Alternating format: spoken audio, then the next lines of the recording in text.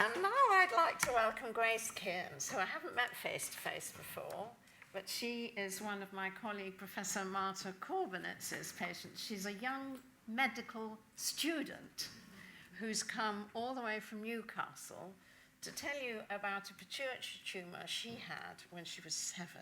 Yep. Yeah, so my name's Grace. I'm one of the third-year medical students at Newcastle. When I was 7, I was diagnosed with a pituitary adenoma.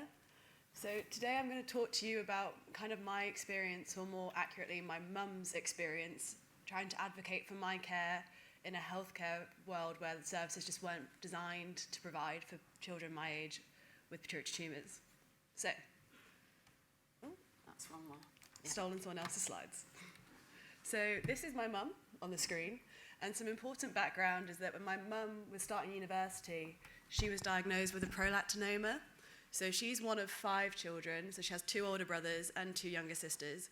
And at about 17, my grandma noticed that it was really strange that her younger sisters had gotten their periods and were growing and kind of developing as you'd expect teenage girls to, but my mum just wasn't. My mum's quite short, not that I'm particularly tall, but in comparison to all of her siblings was quite small and hadn't developed or started her periods. So they started taking my mum to the GP with kind of the headache type symptoms, the nausea that I'm sure lots of people in the room will recognise, and also the lack of periods. And then she was diagnosed with the prolactinoma and underwent brain surgery to have that treated. So then, Shall we just explain at that point that that's a pituitary tumour of an area of the cells, of the prolactin-making cells, which is the milk let-down cells in the brain that overexpands. And the reason your periods stop is because actually when you're breastfeeding, your periods stop. It's quite a nice contraceptive. And you produce milk, but you shouldn't be doing it when you're young. And it has this effect. Yeah. So, here's my mum. So, here is a lovely picture of me at about the age of 8, so shortly after I'd had my tumour. Some important information about me is, as a child, I loved going to school. I went and sat my SATs with a horrible tummy bug, like awful diarrhea and vomiting, but insisted that I was going to do my exams because I wanted to go to school. So what my mum thought was really strange was I started getting these really, really horrible headaches in the morning where I would kind of wake up where I'd normally be really excited to go to school, but I'd be screaming in pain, refuse to let anyone touch me, want everyone to turn off all the lights, and was very, very angry and very irritable. And my mum knew that this was wrong because I've always loved going to school. So she took me to the GP several times because she also noticed at the same time. You'll see on the screen there's kind of a weird looking photo of this doll in a shoe. These are the Polly Pocket Clark shoes, which all the girls my age had at school, which some people might remember. So what she'd noticed was my feet and my hands were, and I was getting really tall, and they were growing really, really weirdly quickly, and she had to keep buying these shoes because I insisted I'd only have these ones because all my friends had them, and that's what we were playing with. So she took me to the GP, basically saying, my daughter's costing me loads of money, I have to keep buying these shoes. And she's having these headaches, and she won't go into school anymore, and I know that something's wrong. And my GP told her to go home, kids don't get migraines, and she's faking it to get out of school. And my mum also had an adult endocrinologist that she had access to at the time. And she came to him and she said, I think Grace has a tumour. She's growing really, really weirdly. She's getting these headaches. And surely it's got to be linked to what I had. And this adult endocrinologist told her that she was wrong because in girls, they don't get their periods or things happen to their periods, like what happened to my mum. And it's boys that get really, really tall. So not only am I not old enough to have issues with my periods because I was 7, so I'm not even the right age range, but I'm not a boy either, so me getting really tall had nothing to do with it. So this is an adult endocrinologist who obviously didn't have the pediatric knowledge to be able to apply, so she went to 2 different healthcare professionals, and both of them told her that she was wrong and to go home, and she was also told that there was no genetic link, so the fact that she had this tumour had nothing to do with what was happening to me now. They were wrong. So on the left side, you can see what's circled is my pituitary adenoma, which is really quite sizable. And then I'm just going to talk to you a little bit about kind of my presentation. So I was getting these headaches, and I was refusing to go to school, and my mum knew that something was wrong. And then there was one day where I had an awful headache that lasted all day, and I had this amazing, like, pink fairy sleeping bag that I climbed inside of and I refused to come out of all day. Wouldn't go to school, wouldn't let anyone touch me. My mum was trying to, like, engage and play with me, and I was screaming and shouting at her and telling her to go away, and she knew that something was wrong, and I was throwing up, and I was really, really unwell. And then they tried to let me go to sleep it off, and they went to bed. And then I remember waking up in the middle of the night with this horrific headache and this overwhelming urge. Like, I knew I was going to be sick. And everyone had turned all the lights off because I have a little brother as well. So I was trying to clamber to get to the bathroom. And I was throwing up and throwing up and throwing up and throwing up. And then my mum's room was at the bottom of the corridor. So I went into my mum's bedroom, was really disorientated, threw the door open, landed on their bed and threw up all over their bed, waking them up, which I'm sure they appreciated, at which point my mum woke up and she was really concerned and she was shouting at me and asking me what I was doing, because at that time I'd also presented really quite acutely with a complete third nerve palsy. So what happened was my right eyelid had completely slammed shut, which is also probably explaining why I was falling over all over the place and was very disorientated, because I could only see out of the one eye, and I was throwing up.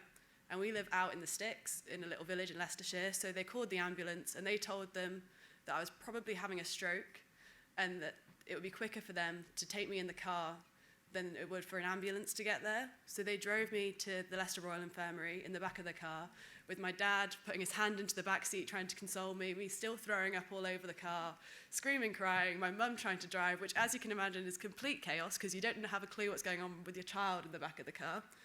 And we get to the Leicester Royal Infirmary and they tell them they have no idea what's going on. They think, their initial thoughts is that I'm having a stroke. And I actually spoke to my mum a couple of days ago and I asked her what her experience was like. And she said that she was telling them over and over and over again that she was so sure that it had to be something to do with what she'd had. And there's this saying that happens in medicine, and people tell you, when you hear the sound of hooves, think horses, not zebras.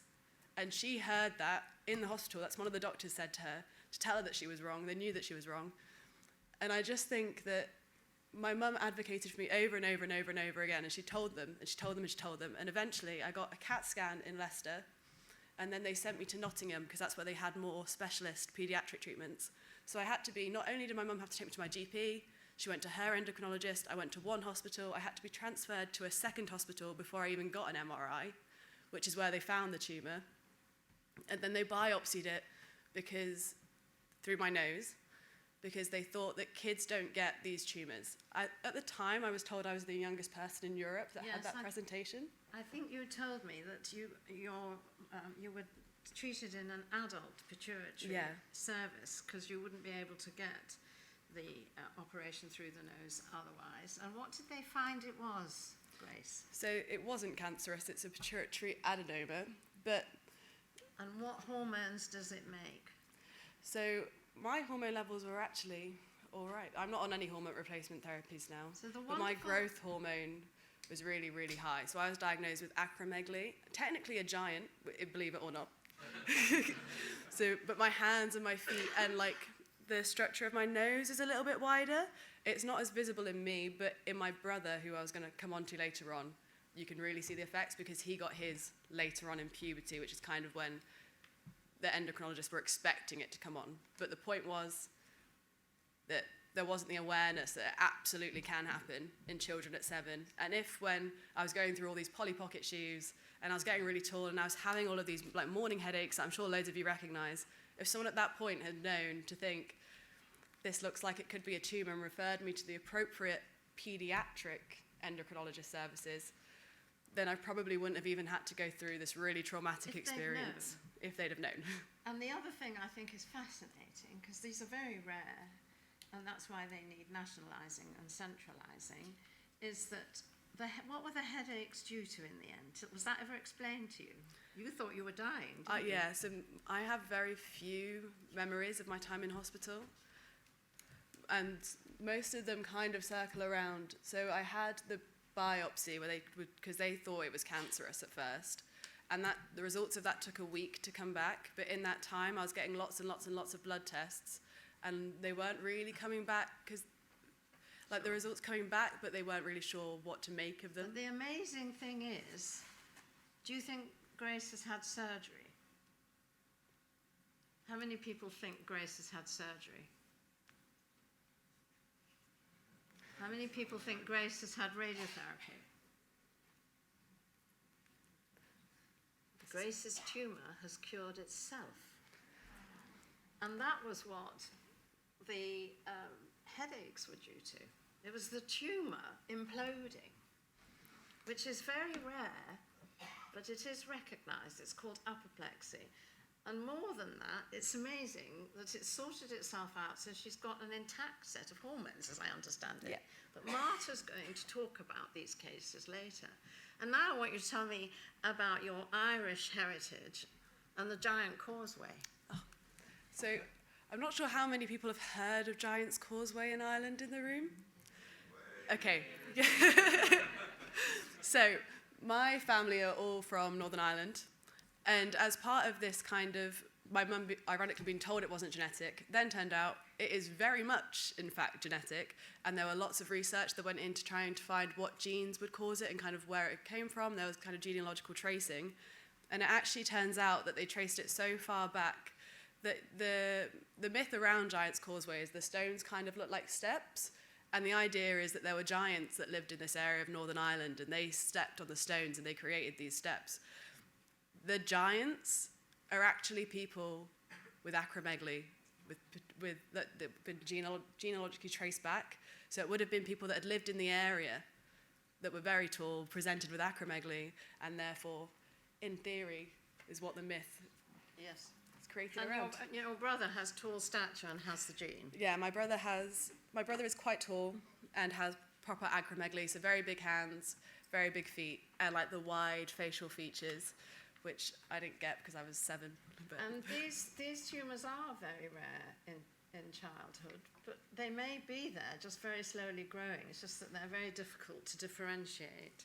And there is, it's another effect. I think a lot of these tumours of the midbrain in children are developmental somehow. And if we don't see a lot of them, we can't understand better how to treat them. And I think you should come and hear Marta talk about this, because it's quite complicated.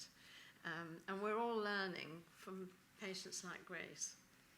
So thank you, Grace, for coming.